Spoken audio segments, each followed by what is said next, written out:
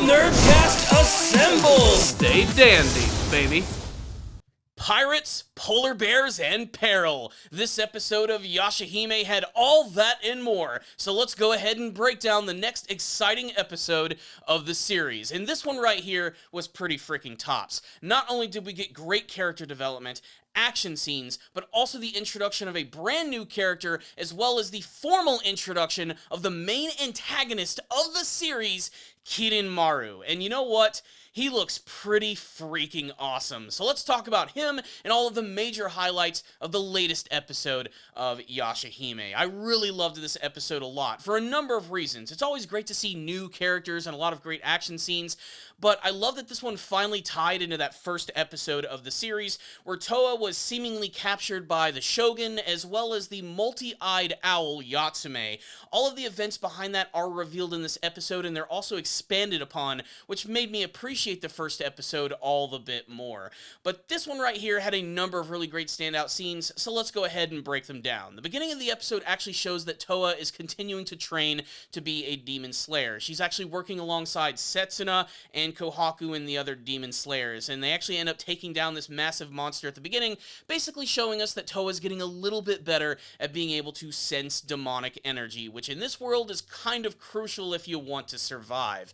When she returns home, she asks Setsuna to actually end up playing the violin, which leads to a very sweet scene where she ends up having a dream about being in the future era with Setsuna and just spending time with her, being happy, bringing out the biggest, fluffiest dumb cat that you've ever seen, and just getting to revel in the fact that her sister is at peace. She gets to sleep yet again, showing that Towa is just such an upstanding and super great main character of the series. But of course, she's held up perfectly by the combinations of Setsuna and Moroha. But right as all of this ends, we get to see that Towa wakes up the next morning to find that Setsuna and the other demon slayers have gone off to do their very own thing, which really pisses off Towa, so she decides to go on her very own little journey to try and find the dream butterfly. But in the way, she ends up running into a random guy who goes by the name of Riku. And Riku apparently is a pirate and something of a waterbender.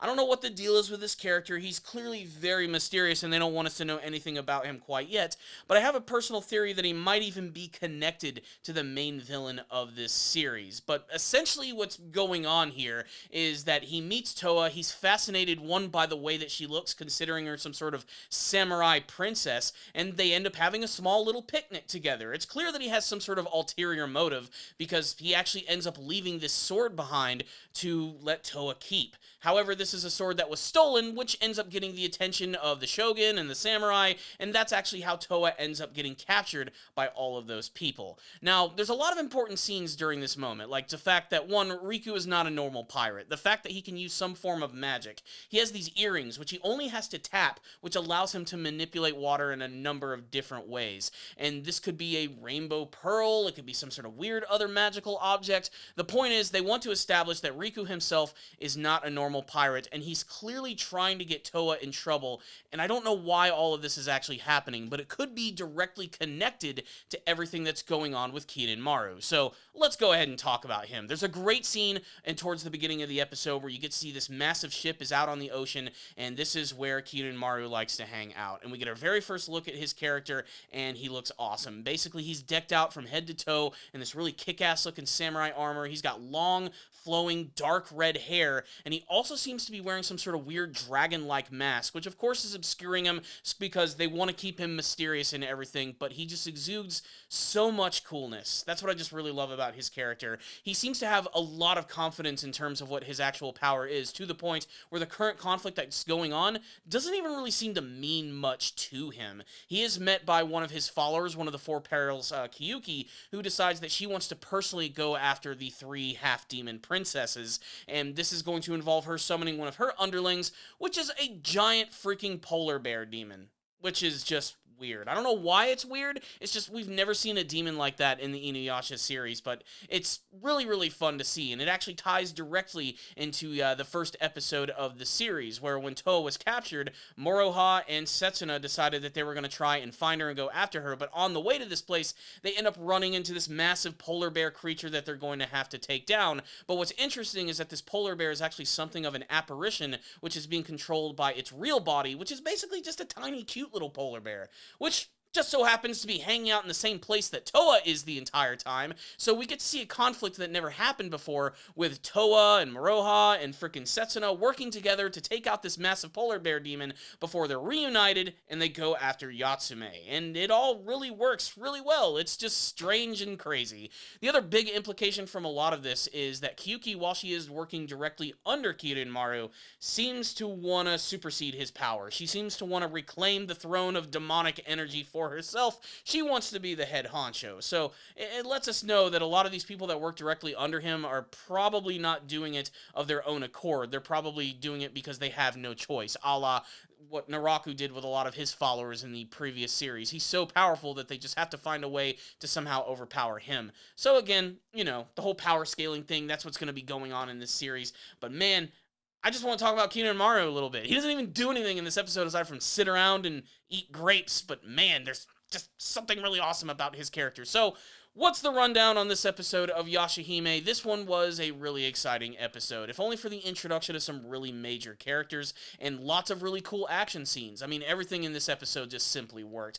The battle against the polar bear was not only just really crazy and giant and over the top, but it also led to, I think, one of the funniest scenes of the episode, which is watching Takachiyo get frozen into a giant ice cube. Yes, I really did love that. But, of course, there is the character of Riku and Kirinmaru who make their big appearance in this episode, and I don't think it's any coincidence that we have a character who establishes himself as some weird ruler who has a giant ship in the middle of the ocean, and a pirate who is seen to wash up on shore who mentions that he was abandoned by his master.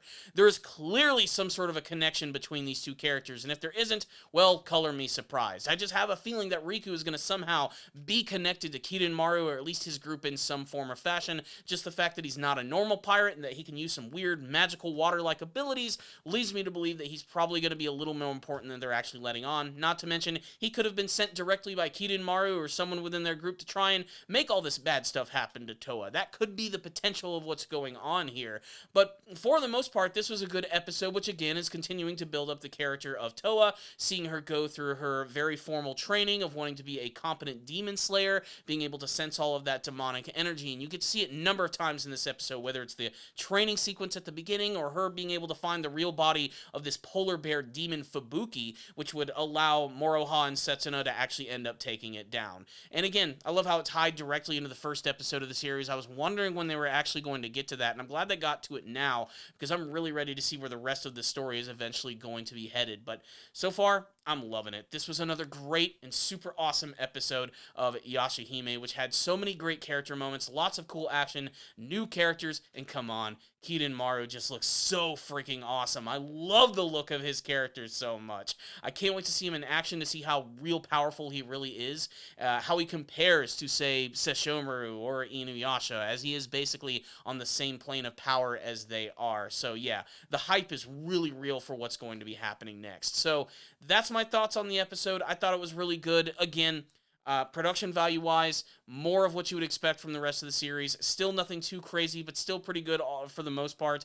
The designs of a lot of the characters are at least incredibly distinctive. Like Riku and Kirinmaru, they just really stick out. Kyuki also has a really cool demonic design. I can't wait to see the other four perils and what they're going to be. But yeah, the production value is exactly what you would expect like the rest of the series. Pretty clean, not perfect, but still very watchable. For fans who have been watching Inuyasha or reading the manga for a long time, everything here just feels familiar and awesome.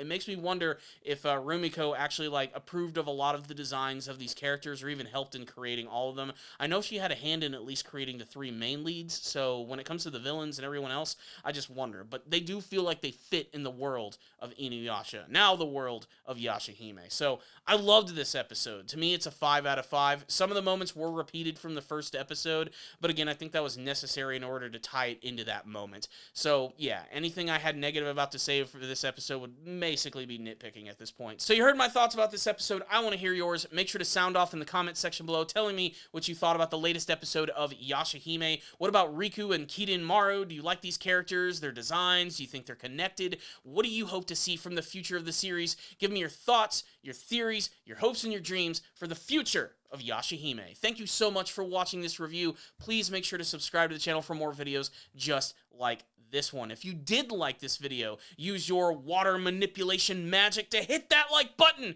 It really does help out these videos a lot, and it ensures that more people are actually going to be able to see my content when it is released. I would also like to thank all of my patrons who have been making donations through my Patreon page. I really hope that you guys will decide to check that out. Remember, first-time donators, I will review an anime series of your choice, as well as adding your name to this list of awesome people who help this channel out every single day. So thank you guys so much for watching this review. I'll see you all next time. And as always, stay dandy, baby.